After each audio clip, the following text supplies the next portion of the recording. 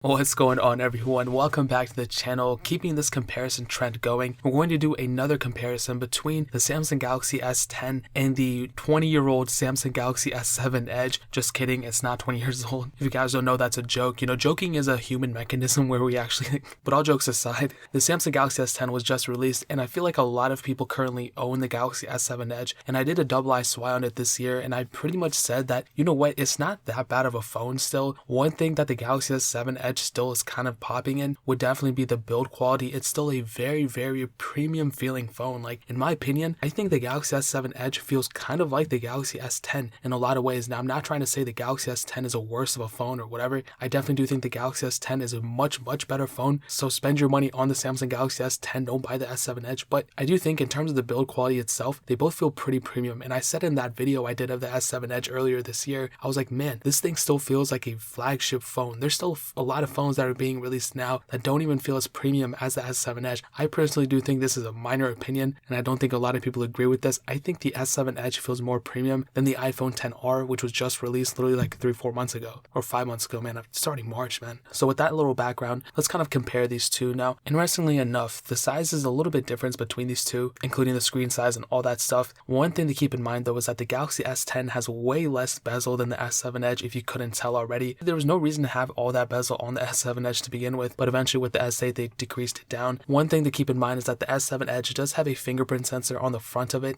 and the Galaxy S10 also has a fingerprint sensor in the front, but it's embedded in the screen. And I personally do think that the S10 has a better fingerprint sensor than the S7 Edge, even though the S10 isn't as great as like the previous ones that have a physical fingerprint sensor like on the back of the phone or in the front of it, whatever. I do think the S7 Edge didn't have like the best fingerprint sensor, but the S10 is a definitely big upgrade in that sense. I said this before with the S6 video, over time phones like parts do depreciate even within a phone. So the home button, especially if you're getting this phone used, it's a little wobbly. It doesn't feel that good. It's the same thing with power buttons and volume buttons. So in my opinion, the home button on my specific units that I had, they're a little wobbly. They don't feel as premium, and they do get scratched up every once in a while. Overuse, I mean, it's just kind of like any other part of the phone. The home button on my S7 Edge was definitely wobbly, and I didn't really like that too much, but with the S10, that's not there.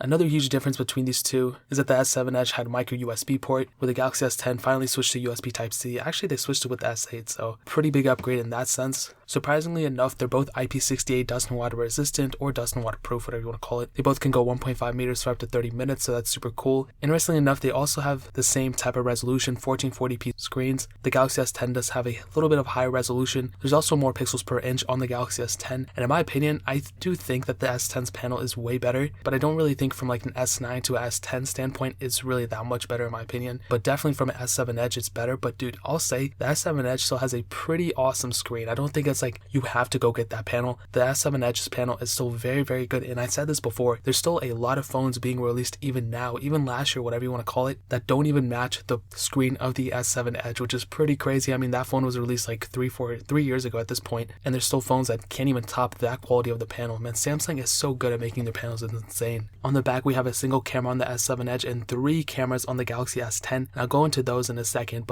and they both have headphone jacks, and that pretty much covers the whole entire outside of these phones. I kind of want to talk about the inside of them too. The S7 Edge started off with Android Marshmallow, which was Android 6.0, and you were able to upgrade it to Android 8.0 Oreo, so that's pretty decent in and of itself. But with the Galaxy S10, obviously it just got dropped, so it's still supported for many years. It's probably going to get 3 or 4 more versions of Android, depending on how Samsung wants to. Either they want to increase the lifespan of their phones, they're starting to get better at their software, so I really do think if Samsung wants to take that initiative and start pushing more software versions on their phones, more people would probably switch to Samsung than going to a Google Pixel route. So that's definitely one thing that's up in the air with Samsung. But with the Galaxy S7 Edge, as I've stated before, dude, you have that ability to go and custom ROM your phone, and I've seen some Android Oreo ROMs out for this thing. I've even seen some Android Pie ROMs for this thing, so that is a huge advantage you have with the Galaxy S7 Edge. Eventually, with due time, the Galaxy S10 will have that capability, but just know, dude, if you have the S7 Edge, you don't have to just be stuck on Oreo. You can go upgrade to Android Pie, and once Android Q comes out, there's going to be tons of ROMs for this thing too. There's still a little bit of a development community behind this thing, so you have that premium build quality as well as a decently custom ROM. That's pretty awesome. Now keep in mind, it's not the easiest thing to root the Galaxy S7 Edge, but you do have that capability, so that's not really an advantage over the S10 because the S10 will have that support, but that's kind of a cool selling point for the S7 Edge still. I mean, if you currently own it, there's really not that pushing motivation to go do that just for a software update, but that's kind of just me.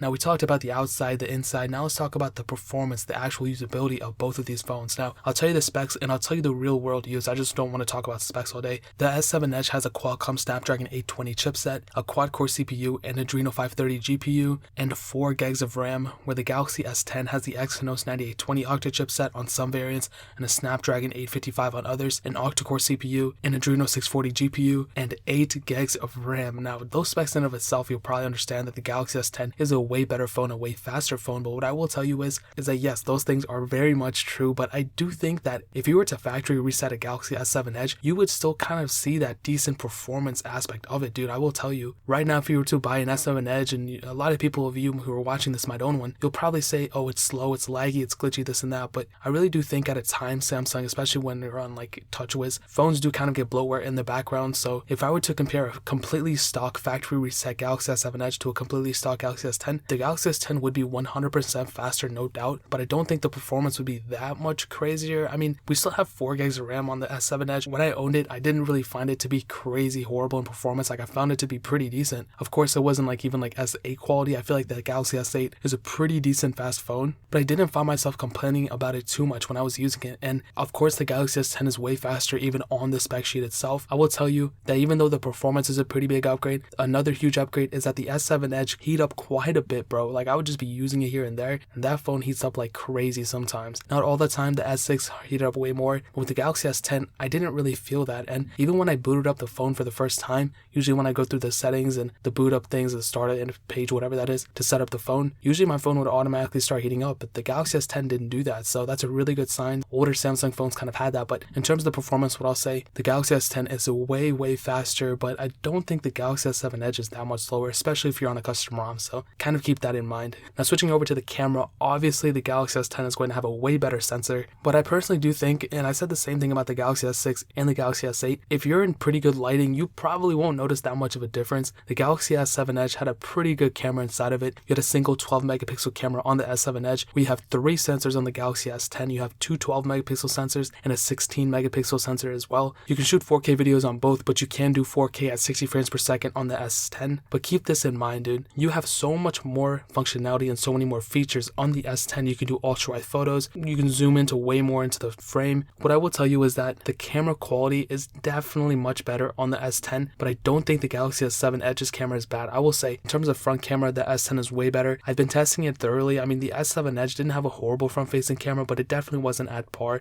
to what the S10 is. You have a 5 megapixel front-facing camera on the S7 Edge and a 10 megapixel front-facing camera on the S10. 100% no doubt the S10's camera is much better, but what I will say that if the Galaxy S10 was a 10 out of 10 perfect phone, the S7 Edge is probably like a 7.5. I kind of gave that same score, I think, to the S6. It's like a 7.75. Okay, it's a little bit better than the S6, but I don't think the Galaxy S10's camera is like way better. Now, if you were putting in features and everything like that, then the S7 Edge is probably like a 6 because it doesn't have all those capabilities that the S10 has, but without a doubt, the S7 Edge camera is still pretty good in my opinion. Now, here's the interesting thing, okay? In terms of battery life, the Galaxy S10 has a 3400 mAh battery, and people are praising that thing. They're like, man, it's crazy, this and that. But here's the thing, the Galaxy S7 Edge had a 3600 mAh battery, which is pretty crazy because this phone has a bigger battery than the S10. And even though it has a smaller screen, we're at 5.5 inches on the S7 Edge and 6.1 inches on the S10, it's still crazy that Samsung is kind of marketing this thing as like having a humongous battery, where the S7 Edge had an even bigger battery than the S10, but this was back in the day, I do understand, but I do find that kind of crazy. Now, the Galaxy S10 Plus does have a bigger battery size, so definitely not taking a knock there. I do find it kind of crazy that that is the case. So in terms of the battery life, you will probably be surprised at me saying this, the Galaxy S10 will have a better battery life than the Galaxy S7 Edge, but here's the thing. When you factor in all those different issues that the S7 Edge had with heating, constantly being glitchy and slow, that kind of stuff takes a toll on the battery life. And here's the other thing you have to keep in mind. The S7 Edge is over 3 years old at this point. The battery size has degraded quite a bit. I mean, it's not that 3600 anymore. It's probably below 3000. It's probably like 2500 at this point, depending on how much the battery was used and whether it was in good quality or bad quality in terms of the way it was used.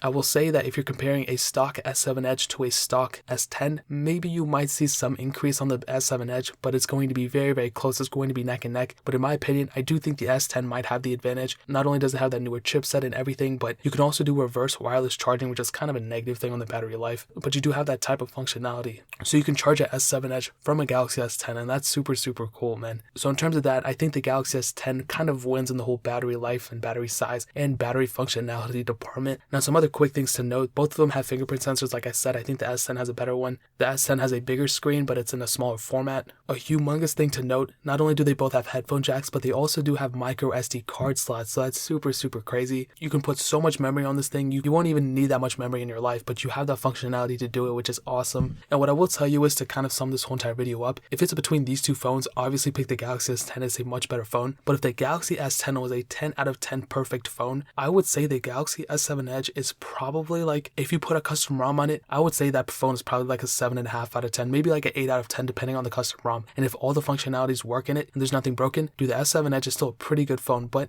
for comparing a stock S7 Edge to a S10, I mean, that's probably like a 6, probably a 5.5 out of 10, honestly, because it's not supported anymore or anything. But what I will say is, if you have an S7 Edge, you don't necessarily need to go upgrade to a Galaxy S10, because I personally do think a Galaxy S9 is still a very, very good upgrade from an S7 Edge or from a Galaxy S6 or from an iPhone 6 or whatever. So in that sense, I would say the Galaxy S10, dude, is pretty expensive as it is right now. I mean, they're pushing almost $1,000. The Galaxy S9s on Amazon are probably, I think they're like less than $400, and I would way recommend that. Even a Galaxy S8, that's still supported by Samsung, and that's selling for less than $300 on Amazon. So what I would recommend you to do, bro, if you're coming from an older phone like the S7 Edge, go upgrade to a Galaxy S8 or Galaxy S9. Of course, go get the Galaxy S10 if you have the money, but going from an S9 or S8, those are pretty big upgrades too, man. So I will leave links in the description for a Galaxy S10, S9, and S8. I will try to find the cheapest prices on Amazon and link them straight below so you can get them from there. Of course, every single sale that goes through those links, a little bit of that revenue comes back to this channel so we can do more videos and comparisons and giveaways and everything like that. We're also still doing the iPhone SE giveaway. I have 2 more left. I'm picking a winner today, but next week and the week after, I'm picking a